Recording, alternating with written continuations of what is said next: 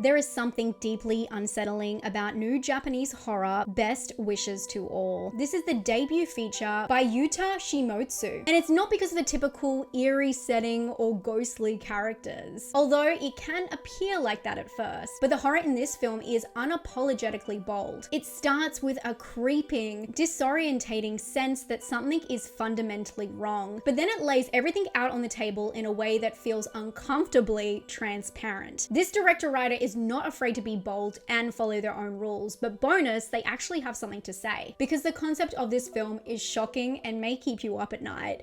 Don't worry, I will keep you in the dark. The story follows a young woman returning to her rural hometown after completing her nursing training in Tokyo. She's there to check in on her grandparents, see her family after some demanding time in the city. But from the moment she arrives, something feels off. And not in a loud or obvious way, it is very nonchalant, which makes it even more unnerving. Her grandparents are acting strangely, and although this is subtle at first, she soon is demanding answers. It goes from 1 to 100, or at least 1 to 10 quite fast. Something is clearly going on in this house and no one is talking about it. And as the protagonist becomes increasingly isolated in the house, the sense of wrongness escalates. And here is where she finds something that will change her perception on life itself. I love the main character in this film because she is created for a key purpose. She isn't a blank slate character backstory being used to pad runtime. The film makes a point of showing that the protagonist is genuinely compassionate,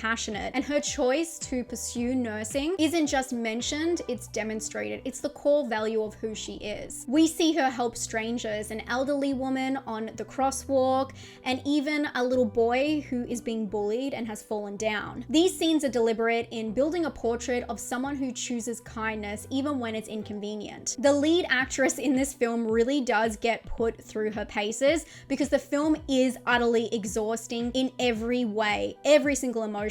She is truly the only sane mind we get to bond with to move through it all. And in the character's frustrations of being left in the dark, she is not only playing the voice of reason, but she is needed with her background and her warmth to show the contrast in the coldness and despair that we discover. She is the audience, and unlike many self-indulgent films that have really fun, charismatic protagonists that deliver us fun one-liners in horror movies and produce some element of fear because we're fearing they're in danger in a horror movie, she instead acts like a key into this bizarre situation and world. It's truly the only way that you can be plonked and put into such a strange existence. And although her character seems so soft at the start, I really enjoyed how purposeful she was. Let's talk about the cinematography. I always find it interesting in Japanese cinema, in horror, how they try so hard to strip the romanticism around the beautiful scenery and landscapes and traditional architecture that Japan has, especially in Japanese homes. They do attempt to do this in Best Wishes to All. During the day, the cinematography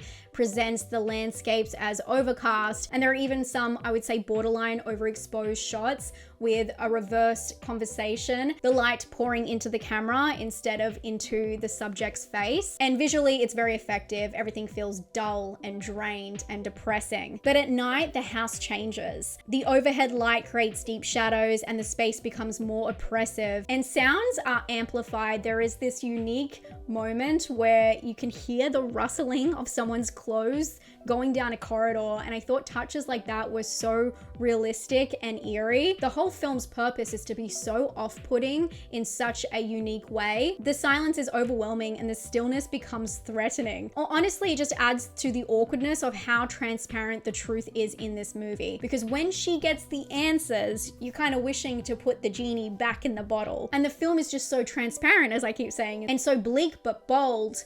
It doesn't leave you any space to go. You can hear all those awkward movements, all the air being sucked out of the room. And that's honestly what's so special about this film. It feels wrong and bizarre. But as the story moves forward in its cinematography, it does change with different settings, and we do get some more contrasted moments as the visuals start replicating our leads internal struggle with what is happening. There is this amazing shot where they zoom into negative space around someone's monologue. They're literally a talking head and it's zooming or dollying into the space behind them. And it's just so off-putting and weird. It's not showy, but they do use different elements and techniques to create this strange, undeniable tension. Although I mentioned some of the great aspects of the cinematography and sound, I will say if I'm going to be picky, I have to point out that they do utilize some very cliche sounds. I've just picked up twice. I'm being very picky. And only because I was under such a spell by this film that it really stood out. I heard some screeching violins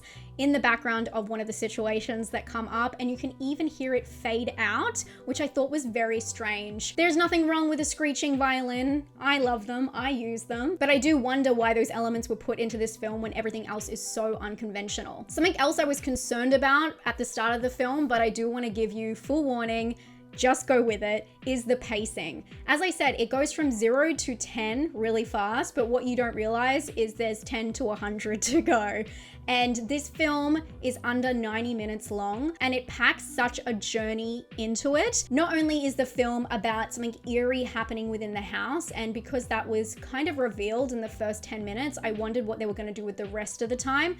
This movie is so much deeper than that. It goes into a complete concept and journey for the main character. So the lack of tension building makes sense because the film is trying to squeeze in so many ideas. And I think that this is where it could have gone further. There is something so special and interesting about this movie, and it really skips any of the tension building at the start and goes straight into the horror. I think it would have been more effective if it did have a slower introduction because it is going to go so much further than the viewer can even comprehend. And it is also so much deeper. It would have been so cool if it lured us in with both a slow and atmospheric brooding start that would follow the journey of what she uncovers. I feel like it's a little bit of a missed opportunity to turn this really interesting indie into something truly epic. And it is based on a short film, so obviously the idea was there to extend what they already had. But the lack of clear communication between the main character and her family becomes its own kind of tension. Even though her grandparents are acting strange, I would never have expected the lengths it was gonna go. And trust me,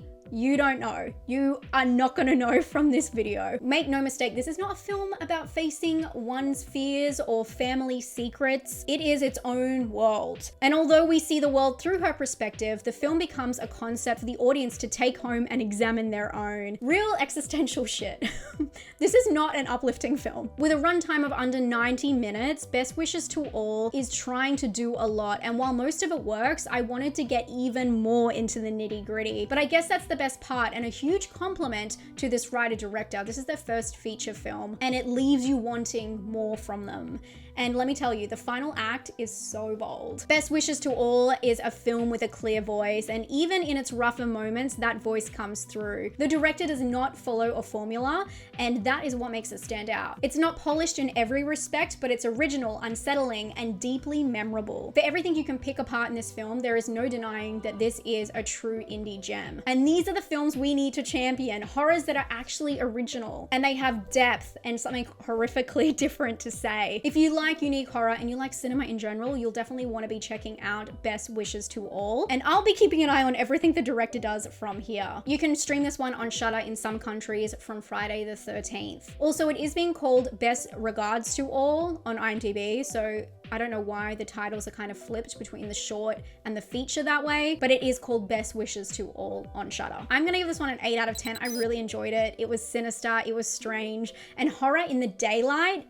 There is something so wrong about that. For scare, I'm gonna give it a 7 out of 10, and for originality, I'm gonna give it a 7 out of 10. I hope you guys like it as much as me, but I'd love to hear your thoughts and your reaction to this film down in the comments. Let me know what some of your favorite Japanese horror films are, especially if they're hidden gems. I would love to hear about them. If you want a list of what to watch this month on streaming platforms, here you go. And also, I watched an Australian film recently that was pretty terrifying, and it's not Bring Her Back, it's Dangerous Animals. If you want a spoiler-free review, here it is. Stay safe and stay spooky. Bye, friends.